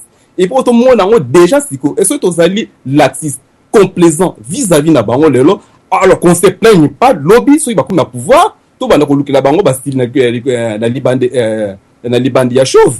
Donc, c'est tout à fait normal qu'on soit rigoureux, sévère, mais le côté boyinde, complaisance pe na ndenge ya mabe. Oboyi mutu kaka parce que mutu ne sepeli sioté. Oboyi parce que azana combo moko eza ko ressembler na condiment. Oboyi parce que par raison moko ezali terre à terre. Ce que désapprouvé mutu yebisa bis pourquoi est-ce que mutu so ko tie na bokonzi et ko zala likama pona mboka. Po to za déjà to kebisama et to écarter danger wana. Bon so pour mutu na ba valeur et bon, il faut que éprouver en qu'on convaincre les biso na ba preuve matérielle, factuelle, ba présomption pesa là. Mais présomption et les cas ba fêter. Il faut que ba fait et triompher sur ba caprice na biso, ba sentiment, ba animosité. Oh parce que ba soy ba konza biso trop. Alors caméra rose à la tête parce que tu n'as pas soyalité. Et puis ba bon ce caméra on va aller vrai solution na Congo Togo parce que mon soeur là qui na place. Non, ce caméra n'est pas bon même si na linga kami ga bien, alobaka bien, asala rabo bien, azali le plus intelligent du monde, mais cette intelligence les ali pour que abo mamboka tout repona été. Donc on peut pas dire que Congo la boy moutou soukun, mais ko boy pas à la légèreté, qu'on dit m'a pété avec la légèreté. Voilà point il y a liboso. Il y a mi balé.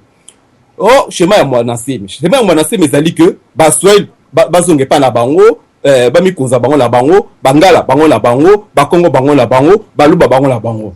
Mais c'est trop léger. Moussoel c'est qui le Moussoel?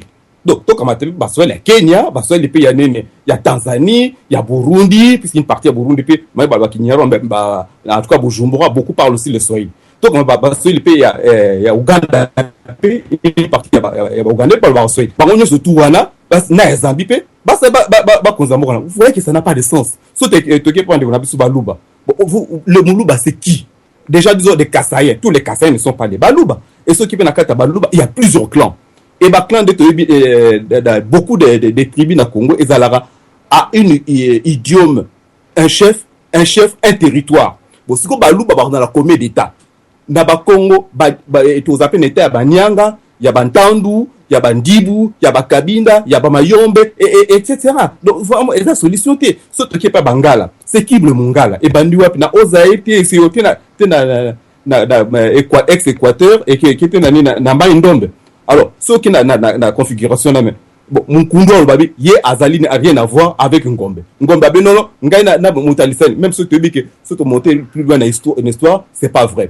Puisque nous avons surtout Bazali Moutoumoro. On a fait tout bien, mais c'est tout ce que vous voyez, puisque dans la configuration actuelle. Bon, c'est quoi, État au moins, c'est pour proposer bisou. Bah, limitation, non, vous allez avoir, sinon, que tous à la moto, na famille, na le pango, comme État, na bananae. Bon, c'est quoi, moi, nango, ya Mukongo abali Muswahili siko bakosala ndenge nini bano bakobota mante Mukongo na Muswahili tokotia bango wapi bano bakobota mante babu basi babota ma lelo na ba belge tokotia bango wapi na ba allemand na ba norvégien tokotia bango siko wapi bazali ba Congo ou bazali ba norvégien. Tu vois que c'est vraiment il faut zala vraiment je ne sais pas il faut à changer ba archange et ba inspiration. Et puis, bon, ezali mawaming. Non, tous à la sérieux, tous à la rigueur scientifique. Et rigueur scientifique, ils à la régenté par la moralité, la valeur. Parce que tous à la scientifique plus intelligent que Einstein. Ceux qui basent la moralité, mbokawana et kobongaka jamais. Parce que Mayel, il y a montré dans les 1000 fois plus d'Einstein. À cause ça, là, on peut bomambo kana bien proprement. De sorte que ngai na to yiba même pas to même na ba débat, ou même to participer na génie na ya ko bomba peuple na mbokana. Tout comme bandi qu'on a bisu mingi ba tanga la université ba professeur université ya à Oxford, ya Harvard, bazali inconsciemment ko participer na extermination ya peuple noir sans que ba yeba. Merci de konangai lo collé na intervention na yo. Merci na intervention na kitoko tokei na lombango pe ndeko dompe invite nkanga topesi maloba matondo ndeko DSV mbote ya bandeko nyonso bazali kwanda biso na poko alelo mbote pe na bandeko oyo tokutai na bango na kati na conférence oyo toza ko réfléchir tozali kotia mayele tozali kobanza na likambo etali Congo na motura munene oyo yo memeli biso na poko alelo ndeko DSV nakanisi na kopumbwa mwa muke na ngambo ya ndeko nanga lokole pona koloba ete to tia makanisi na isika obalwa to tia lisu liko na lisu to tala malamu ndeko DSV ezali pratiquement impossible ya koloba ete candidat bazali ko présenter par peuple congolais azali kondima ete parce que jusque là tomoni pe candidat o ba présenter te batu na batu bazali koya oyo azali ko prétendre nga alingi nazala nga alingi nazala ezali lokola mwasi ya ndumba azali kokende kodendela mibali akoki koloba te ke non mobali azali mabe parce que basi nyonso bazali koleka liboso na ye aza kolinga bango te mais non mobali aza na bakalite na ye azali na badésir na ye aza na demande azolinga accomplir. C'est comme le Congo.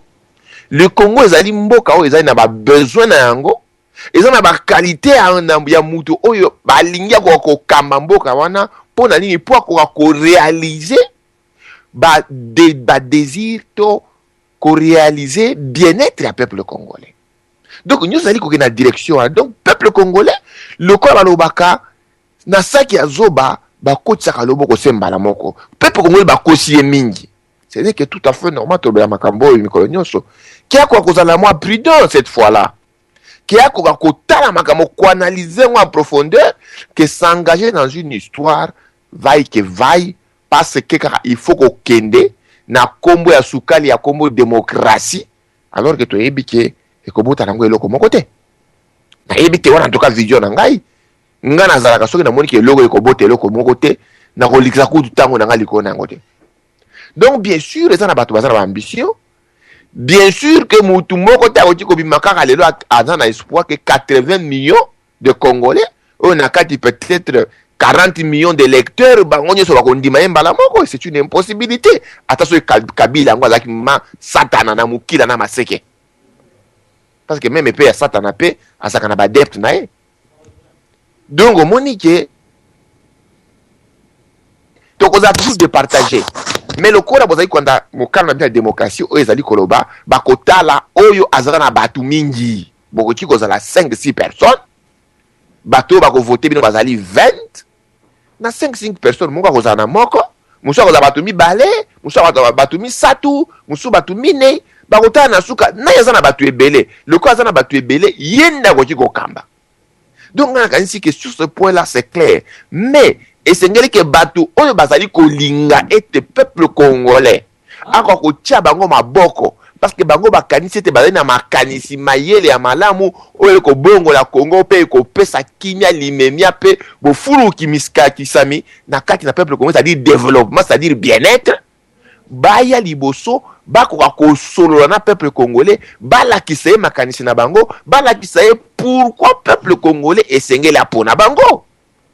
Et jusque là yango nde ezali kozanga tozali komona ebele bazali koya par entremise bien sûr ya bato toko baneni ba relation publique na bango mais soki baye toza kolioka kaka nzembo moko oyo Kongola si a sans eza nzembo nini ezali jalelo tubanjila nganye mulopo soki XY. C'est ça le problème de Kodesve. Donc ezali te que peuple congolais alingi te ezali te que peuple congolais aboyi. Non, peuple congolais azali koluka mutu oyo akoya vraiment asembola bingai makanisi na ngai na Congo ezali boy. D'abord likama ya Congo d'abord nga na moni ezali awa. Botala ndenge ngai na bino toko travailler ensemble de façon que Congo na biso yango ezala malamu. Jusqu'à tozali kozela. Donc nakanisi et puis na nini règle la démocratie na bino yo ezali te ke mutu wana kobima bat nyoso bakondima ye. Non. Mutu wana ndenge bazali kobima bango so bazali kobima te o ngai président mokia o ngai président boye na boye o ngai président Fayulu o ngai mutu bazali koya na ba idée na ye mais ezali ndenga ko convaincre batu oya kozala batu ebele ye wana nda okende liboso yango. Mais le grand problème na kati na Congo wana zalo ba général na kati na Congo c'est que bazali na tozali na mur moko toza kolinga to nzete toza kolinga to déraciner na kombo ya président Kabila et son système. Parce que yende azali ko considéré comme frein tolobi ke yende azali ko constituer liwa ya Congo estinge tout ko déraciner. Donc yepe loko azana ba adepte na ye soi-disant estinge tout ko zala ebele mpoke to ko longa eloko wana facilement. C'est ça esika question monene ezali nanya ko rassembler batu ebele mbala moko na tina ete akwa kolonga. Est-ce que batu oyo baza ko linga ko Zouabo na Congo pour na intérêt à ba Congolais d'abord. Parce que souvent on parle du Congo, mais on oublie les Congolais. Alors, on ne peut pas parler du Congo sans les Congolais. Bon, pour nous perdre des minutes, nous sauter. Na point liboso le bina. Na deuxième point de quoi. Nous devons faire très attention. Tolobi, il faut se ressourcer dans l'histoire pour apprendre, pour kola. Mais tolobi te que esengeli to zonga na kati na histoire pour répéter les mêmes erreurs du passé. Et ça na ba discours mususu neti ya koloba ba Congo bazonge pa na bango basala nini royaume Congo. Ta yebite royaume Congo na ba extension parce que Congo c'est quoi le bien empire Congo. Bon, na yebite so ka empereur à cause la nani parce que quand on parle de l'empire il faut avoir l'empereur un chef militaire a aucune na conquête ya banani pour quoi annexer yango na empire na ye. Oza komona que ça li ba aberration. Et ça na ba notion mususu tozali komona aussi du point de vue ethnographique. Hein? On crée des ethnies na kati na Congo. Notion même ethnie, ça ba notion moko flou, ambigu. Quand on dit un peuple Mouchouaïli, bon, ndenge ndeko na biso awuti koloba awa. Toke na région ya Katanga. Na Katanga oza na baluba, na Katanga oza na balamba, na Katanga oza na bayeke, na Katanga oza na batabwa, na Katanga oza na batu ebele. Bon, Mouchouaïli ona balobaka Mouchouaïli azali nani au juste. C'était Moubembe, c'était Moutabwa, c'était Lokele. Mais Mouchouaïli n'existe pas. C'est une aberration dès le départ. C'est un peuple qu'on cherche à inventer à tout prix. Et bah, qu'on ça y est empire na ye. Ce que vous avez l'empire ya n'engani. Est-ce que problème y a Congo? Soyons honnêtes. Le Congo ne marche pas les lots parce que il paraît que vous avez des ethnies différentes. Mais nabakati na ba ce que les provinces ya ba Congo, gouverneur ya ba Congo azana. Azamuluba, Azamu Swahili, Azana, mais Azamu Taba Congo. Est-ce qu'il y a bongisi yango? Donc, au moment a été la nécessité, ce n'est pas le fait seulement d'être gouverneur, soit disant à Congo, parce que même na Congo, bango moko comme il se réclame, au komona, ozana ba zombo, ba yoka na katena ba manyanga, au komona, ozana ba bazali divisé par des petits conflits ethniques bêtes entretenus. Ce que tu as une répartition. Bon, et bon, tu as abandonné. C'est que ça okuta ba yanzi, oza okuta ba mbala, oza okuta ba ngoli, oza okuta ba zebele, ba sakata ainsi de suite. Donc, batuna bat bakoza na katina pays na bango. Même dans ma famille, même les familles ici, au moins on a que famille, 5-6 personnes, ils s'entendent pas, ils sont incapables de faire quelque chose de bon. Qui dit que c'est le fait que se regrouper en famille, ça une idée claire et nette de ce que l'on veut faire pour donner le bon bien-être à tout le monde. Parce que Nandimi, que même mon Nassem qui parle, lui il a une grande maison. Hein. Dans mon vidéo, est-ce que mon Nassem a la ranzaranda? Je ne pense pas. Est-ce que Batunyo Sobaza a Abundu Diakong Bazana Banda non. Donc, au moins, dans cette logique-là, c'est toujours même vision, l'exploitation des faibles, soit par question en connaissance, soit question à peur, introduire. Vous allez exploiter les faibles pour vous enrichir davantage, avec un petit groupe yabayo. La différence avec ce que l'Occident fait en Afrique, c'est l'idée. Donc, dès qu'on a le problème du Congo, nazali komona ngote en termes il y a ethnie ou bien un groupe tribal des ali vraiment toko benga pied d'achoppement. Le Congo n'avance pas parce que les Baluba ne s'entendent pas avec les Bakongo. D'ailleurs na Congo totika ko sana ba guerre tribale était sur total yango malam. Où on a vu deux tribus s'affronter tozali ndela ba politiciens oyo ba utilisaka, n'est-ce pas? Quelques nakol ba stress zali ko exister entre les groupes. Peut multiplier pour na intérêt politique na bango. Lorsque Tchungwa Kumwanza a opposé qui les Katangais avec les Baluba, sa femme lui-même était Moulouba.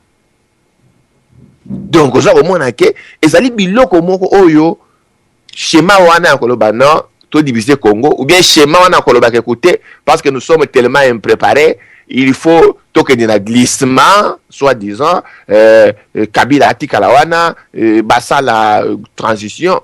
Est-ce que il y a des politiciens congolais qui ont conscience à s'organiser s'ils ont toujours été incapables? Donc, on a qu'à été moins pragmatique. Tout quoi raisonner, le coup la battu. Ça ne demande pas d'être nini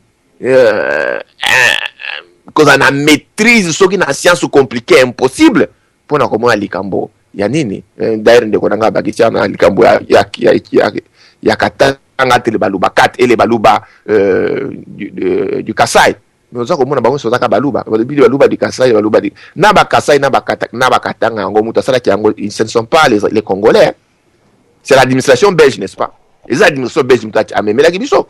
Donc oza komona ke on aura cette difficulté notoire à déterminer frontière à Bakongo et Bandi wapi et Soukeli wapi. Tokozonga na ba conflit, on va s'entretuer comme des mouches. Solution wana ponanga ezali cheval moko azali non partant sur tous les angles. Mais na likambo akoloba ete to meka ko recréer cohésion oyo kozala basée sur la moralité, sur les valeurs. Parce que les valeurs autour na yango nezali ko sala qu'on avance par les Congolais est trop matérialistique. Nazali ko yokawa, il paraît que les Congolais de la diaspora ndazali malamu ko leka ba Congolais bazana Congo.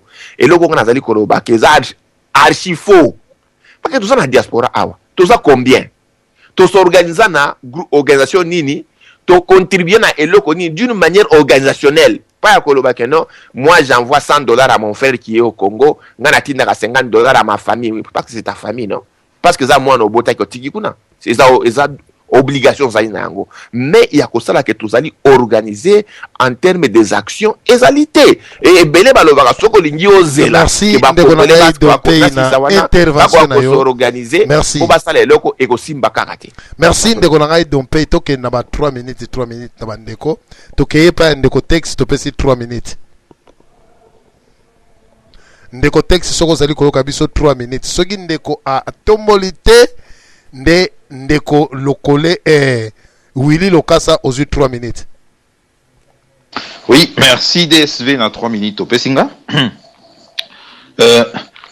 En tout cas, dans ces pays intervention, il y a Dopé Mingi, intervention moko très intelligente. Et le problème, il y a Congo, tous on a sous la division en la tête parce que ça ne sert à rien. Et moi, je pense que la première intervention d'Angaï, c'est comme dans une famille, quand le papa a Zanambongo, toute la famille sera réunie, parce que il y a un père de famille, il y a un moyen, famille aussi aux ala réunie quoi. Par contre, tant au papa a un moyen, tes famille aux ala séparées, bah conflit kili, moi na oya kekotoyo. C'est la même chose dans la situation en Congo lelo. Nous manquons un père, quand le Congo manque un père, oui, on rassemblé Yango. C'est la raison pour laquelle les situations tout a dispersé.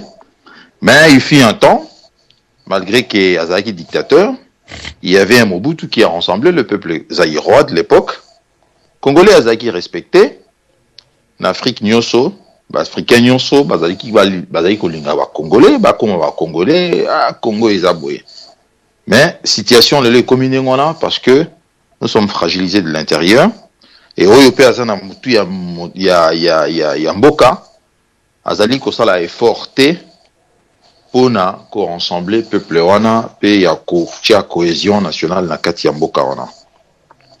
Je pense que la question na yo opposa Ingaï, il est temps maintenant que Bisso ba Congolais, parce que et ça déjà, ça fait un bon bout de temps, nous allons réfléchir à la situation Oyo. Ce qui Nathalie vraiment, palette, il y a un homme politique congolais, la moni différence n'unité Bolimbi CDSV, na moni différent, et l'oko nini, ba homme politique congolais, au bazar en place à l'heure actuelle, ba les kingaïté. Parce que là, ba étude, ça là, ba étude. Parce que là, ba diplôme, parce que là, ba diplôme. Bah, s'exprimera dans la langue à Molière, tu s'exprimeras dans la langue à Molière. Bon, je ne vois pas pourquoi, du haut de l'âge que j'ai, je vais continuer de supporter, de soutenir ces genres de personnes. Oyo d'ailleurs, Bazali toujours, qu'enfoncer Mbokawana place Ezali. C'est la raison pour laquelle, Nazana Kati ya réflexion moro ya kolobake, ceux qui n'attendent en Afrique du Sud, dans mon cas jeune mot, Julius Malema, Moutabi Misaye Azalité. Pas plus tard qu'hier, Olobaki Lumumba akufa na âge nini. Il avait 36 ans lorsque Lumumba akufaki. Âge oyo, je pense parmi les intervenants, il y a pourquoi il y a l'élo, tout de suite au dépassa. Donc, je ne vois pas pourquoi, parce que Mutu Oyo, ngana yaki ko présenter yé, azana kati ya erreur, nga ina ko continuer ko soutenir yé. Non. Je pense que, il est temps que moko na biso, akoka, kozwa ba responsabilité na yé entre les deux mains, ya ko yeba ba capacité na yé. Je pense que je suis pleinement capable, ya kozala pe homme politique, bolimbisi DSV, ezali ko fingate, mais si je regarde bah, homme politique ya mboka, je pense que moi j'ai commencé la politique bien avant de Konabiso Mokia. Parce qu'à l'époque, quand j'ai commencé la politique, Mokia était encore commerçant. Donc, par rapport à Mokia, nazali une expérience moi quand même il y a politique. Et quand je me compare par rapport à Yé, non seulement Yé, naba homme politique mususu ya mboka, je me vois vraiment que nazali na capacité yako se diriger seul ou bien yako lobapé que je vais créer un mouvement oyo tokoka ko lutter pour merci ndeko na ngai lokasa na intervention na yo tokei lombango pa ndeko shindano topesi 3 minutes.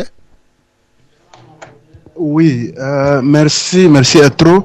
Ezali susu ngai les républicains shindano molisho villageois ya Kisokelo na territoire ya Shabunda province ya Sud Kivu. Na mukuse ngaka na lobaki sujet lelo ndenge qui c'est-à-dire consacré sur la personnalité, mais pour la personnalité ça a une importance moko te pour le problème où on a la République. Tout le monde a besoin d'un visionnaire. Peuple congolais a se choisir. Moutou a une vision. Moutou a un sens, il y a nation, sens, il y a peuple. C'est-à-dire un homme intègre pour nous diriger le pays. Ba aventurer nous sur wana, tout le monde na Congo wana. C'est-à-dire mis hors d'état de nuire, jamais quoi accéder, c'est-à-dire na gestion de la République, papa nyonso wana onde to yebi bango po groupe wana papa wana bakanisa ke République démocratique du Congo ezakaka pona bango bazo bosana ke ba intellectuel bazali ebele na mboka wana même na diaspora awa bato baza à peu près ya ko responsabilité ya République. Donc, société civile, dans les, c'est-à-dire auparavant, société civile essaie de proposer, parce que le peuple congolais a une confiance et les politiciens,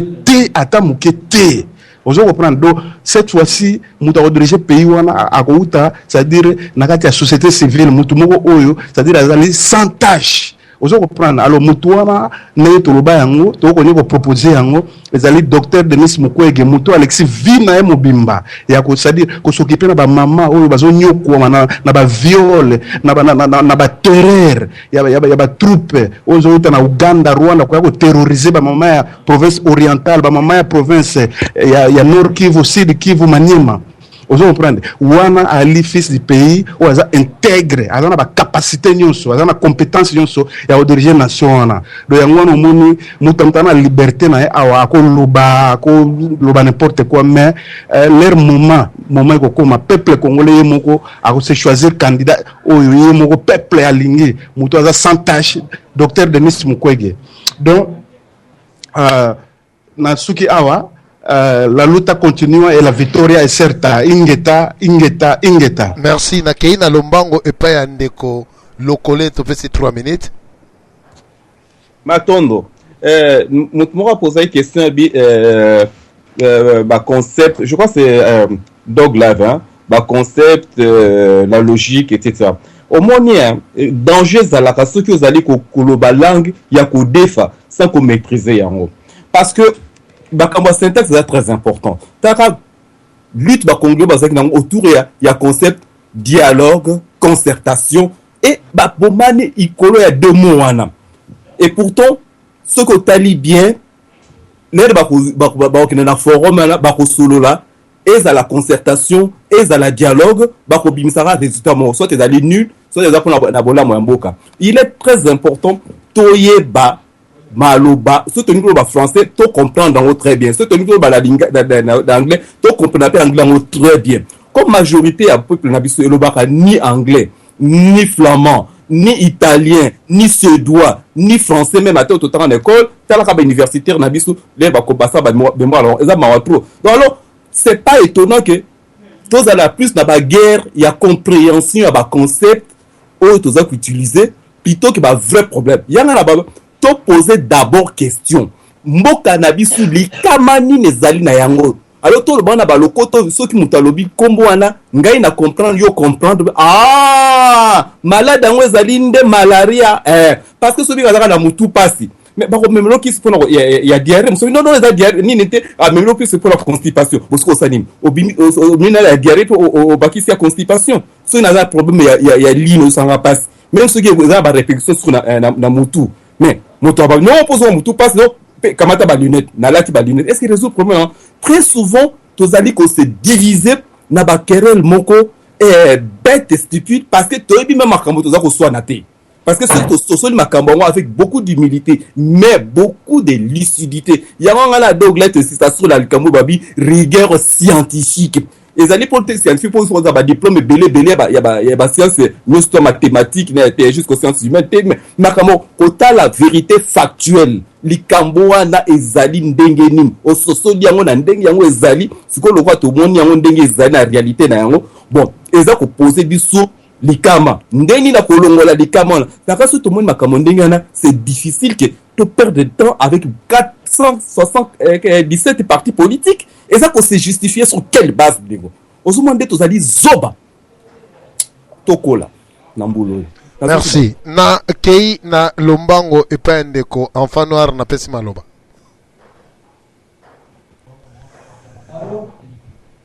Na kei na lombango. Merci professeur. Allô? OK, ozana maloba 3 minutes. Ndeko enfant noir toki na lombango. Bolimbisi na ko bongisa micro bolimbisi ndeko. Na ko bongisa micro DSV. Donc, nous avons un problème un syndrome d'appartenance, c'est-à-dire que nous avons un problème, nous avons comme la place on nous parle de dialogue, on nous parle de tout, c'est l'apprentissage politique. Dans la politique, on n'a pas besoin des apprentis. Il faut montrer que la Liban attend comme dans le Congo et Rosala. Seulement, bateau, la sûreté, Congo, qu'est-ce qu'ils veulent? Il est temps que vous preniez vos responsabilités. Parce que lobby va retourner à Bisson, toujours critiquer Nicolo, Ningi va retourner à Bisson. Voilà la sélection de la Langue, le balelo, n'a pas un attaque, Ninga va le bapel, sous le population peut le bapel Mingia, Talaraka. Merci, Tokepesi et 2 minutes, c'est pas un texte. De Tokosukana, Dog Life a clôturé l'émission. Merci ndeko DSV bozokanga. Très bien ndeko zwa maloba. Ngala lingina lobaka boye na kolandisa ma hymne national na biso na kotuna. Qu'est-ce que nos vieux légueront à leur postérité? Ba vieux na biso to kumisa ba grand politicien ya tuna to bituna biso pe eloko nini to kotikela bana na biso. Mais na lingina zongisa na ndeko na ngai nani de le collègue pour azongi saka makamba dialogue ngaso ko simbi kuna esala nga mukusa omoni ndeko nanga na biso définition na intention o ezo na sima définition ngo eza différent ko définir dialogue concertation na ndenge yebeli yango na dictionnaire mais intention nga na PCD loko wana ekozala mosusu on a radio du solo tolobaki pré-dialogue c'est ça vrai dialogue au biso tout le monde a qu'est vrai dialogue mais na conformer de moment ça qui est émission aïe à ça qui est mission quelque part mosusu azoloba o bande ko baloba batanga yo kan bazo définir pré-dialogue ndenge mo na dialogue et na lingaki ce qui me wana tête pour la challenge mais no batla batla mais plus bien faire batla ngoke côté wana ndeko bongisa micro na yo s'il te plaît za au cracher bon dans le but côté bakendaki masolo nde yango wana soki bayokani kuna signature ya légitimité masolo wana kosala na kini ndenge bayokana kuna te masolo pe salami te voilà mais ce qu'on définir pré-dialogue na dictionnaire komona eza na définition mosusu mais intention bakendelaki kuna soki bayokanaka olingo komona ke lingo kozwa définition mosusu donc vous inventez vous bengi procès d'intention mais définition yango mutu mosusu azo comprendre na ndenge oyo eza ya solo définition de beaucoup mon est différent mais l'intention je vous dis que concertation dialogue onini nyonso wana kabila zoluka place abimela bref définition à dictionnaire est différent na motema oyo mutu apeseli définition wana pour enrouler biso toza maele tozo zimele tokotala bakokosa biso lisusu te donc bandeko na ngai to mituna batu wana bakotikela biso nini soki lelo bazate yango wana ndeko DSV tozolanda. Merci nde na kepa ndeko Dog Life a clôturer émission pour comme lelo. Oui, merci papa DSV. Bon, on a pas d'accord que le problème est belé na Congo. Mais le problème le plus urgent à résoudre, il faut qu'on bloque Kabila en 2016. Et là, on doit pouvoir être d'accord sur ça et pouvoir se mettre d'accord sur les stratégies. Malheureusement, il y a des difficultés. Là, si on a compris, mais par contre, dans ces pays, il est parti et là, trop. Moi, j'ai toujours motivé les gens. La politique, c'est pas quelque chose qui intéresse tout le monde, qui, en fait, s'occupe de notre existence. Alors, et cause à la mieux, surtout tout s'occuper de la politique, plus que tout ça, là, tu vois. Il y a un scène qui bat tout, il faut qu'on s'investisse. Toujours, et je le répéterai. Parce que bateau bazawana, l'équipe binoté, est-ce que Ndeko Willy, est-ce que Francis Kalomba l'équipe na maël est en compétence? Moi, je pense pas. Mais le fait que on laisse à ces bidules personnes, la place va représenter, parce que ça va pas changer. Papa des Marambo Outina sera indépendance. On a appelé certains Congolais de l'époque, qu'on appelait soi-disant les évolués. Ils ont signé des contrats occultistes avec les colons. Bon, vous allez veiller sur nos intérêts, mais et tout ça, vous cherchez des successeurs. Et depuis 50 ans, ça se passe comme ça en esprit moko, il y a loge, il y a lobbyisme, et le peuple jusqu'à présent, on a démontré qu'il y avait sous peuple en 1950, c'était 60, c'est ça le problème. Or, au moment où le peuple a relaxé la politique, et attention, tout ça, sous le peuple en 1960, nous, on connaît le problème du Congo. Le problème à Congo, c'est occultisme, c'est conspiration, c'est problème au niveau mais les choses vont changer. Mais ceux qui bango bazolo bango, mais alors, biso photo le bango. Il y a un moment, moi, j'encourage les gens comme Dompey, comme Enfant Noir, comme Kevin Mawizo. Tous ces gens-là, il faut aller buter tous ces idiots dehors. C'est pas DSV. Congo, ceux qui biso moto salité, nanya kosala. Nazong si maloba, merci.